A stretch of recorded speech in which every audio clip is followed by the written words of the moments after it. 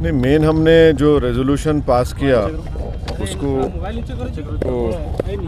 किसका है हाँ तो सिर्फ मैंने इंग्लिश पास किए उसमें आज हम इस बात का हम रेजोल्यूशन पास किए कि जो पैलेस्टाइन 1948 में इज़राइल ने ऑक्यूपाई किया, 1967 जो ऑक्यूपाई किया वो पैलेस्टीनियन लैंड है और गाज़ा ये तमाम पैलेस्टीनियन को वापस होना चाहिए।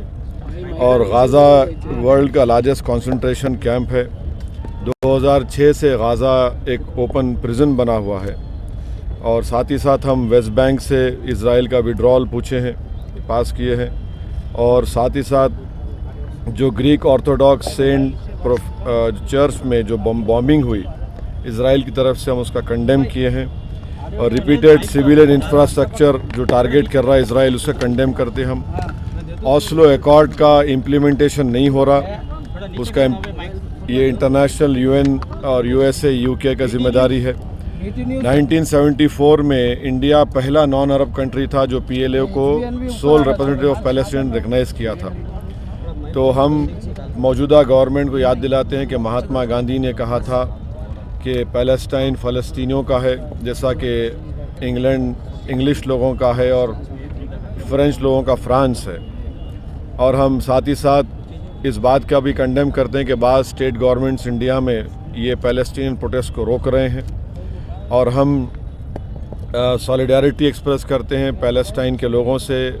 और जो हॉस्पिटल्स, चर्चेस, स्कूल्स, मस्जिदों पर जो बमबारी की गई हम उसका कंडेम करते हैं।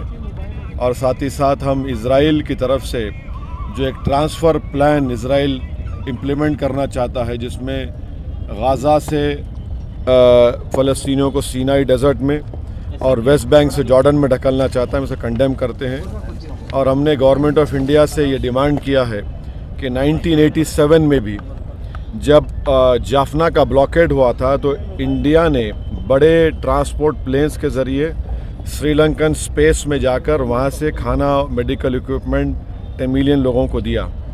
दूसरा हम मिसाल दे रहे हैं यूएस को ये मालूम होने के लिए कि जब बर्लिन का ब्लॉकेड को यूएस ने थ्वाट किया, रोका था और सोवियत यूनियन को बोलकर वहाँ पर एक कॉरिडोर बनाया गया ह्यूमैनिटेरियन सप्लाईज़ के लिए, जो जून 1948 से मई 1949 तो जाता था।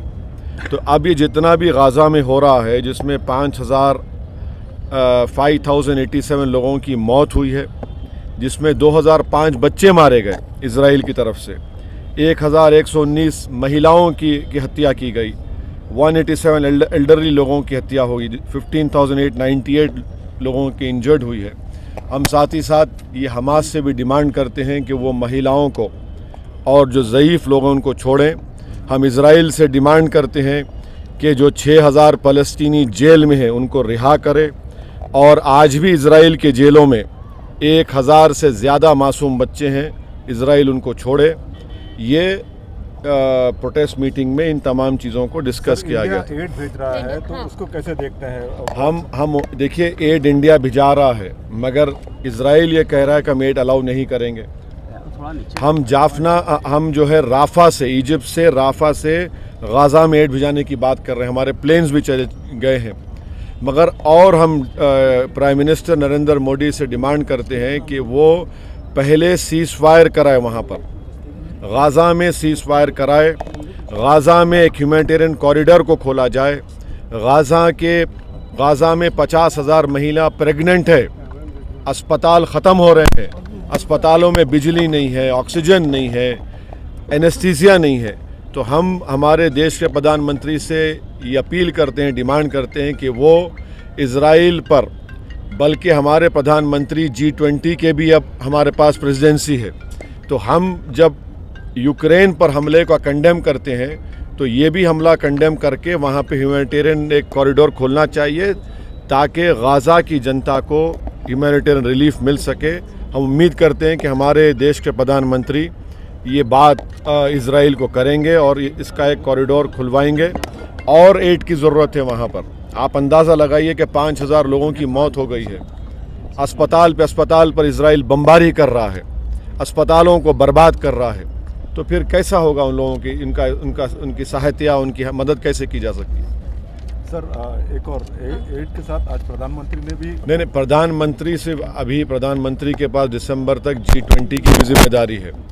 जिस तरह G20 में हमने एक जॉइंट कम्युनिके बोलिए जॉइंट स्टेटमेंट हमने जारी किया, जिसमें हमने कंडेम किया था कि किसी भी कंट्री पर इन्वेजन का, ये ऑक्यूपाइड टेरिटरीज हैं।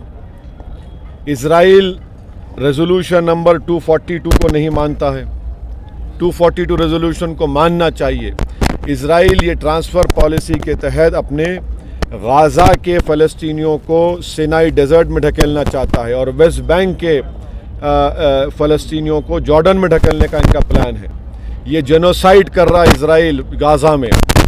देश के प्रधानमंत्री को एज ए G20 के हेड की भी उन पर एक एडिशनल जिम्मेदारी है कि वो सीज़ फायर करवाए और वहाँ पर एक ह्यूमैनिटेरियन कॉरिडोर खुलवाए ताकि फ़लस्तीनियों को उनको राहत मिल सके, उनकी जान बचाई जा सके। और मैक्सिमम बच्चे मर रहे हैं, आप अंदाज़ा लगाइए कि 2000 बच्चे मर चुके हैं। इससे बड़ा बर्बरियत क्या हो सकती है? क्यों सारी दुनिया खामोश बैठी हुई है?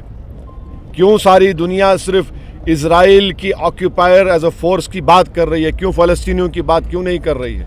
ये बड़े अफसोसनाक बात है। ये इनकी ड्यूअल पॉलिसी है जो दुनिया के सामने लोग बेनकाब हो रहे हैं। जिस तरीके से आज आपने मीटिंग की है, क्या आप कुछ इस तरह की मीटिंगें और करने वाले हैं?